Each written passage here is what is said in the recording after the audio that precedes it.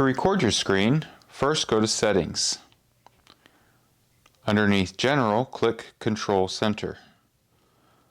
In Control Center, click Customize Controls. Here's a list of all the things you can add. Accessibility shortcuts, alarm. We're going to click Screen Recording. Now, when we swipe down in the top corner, we see Screen Recording. Make sure you hold it down so that we can click Microphone On. Very important to do Microphone On. Then click Start Recording. You'll see 3, 2, 1 countdown. And now in the top right hand corner you see the red record button. It is now recording. To stop recording when you're finished, click the record button and click Stop.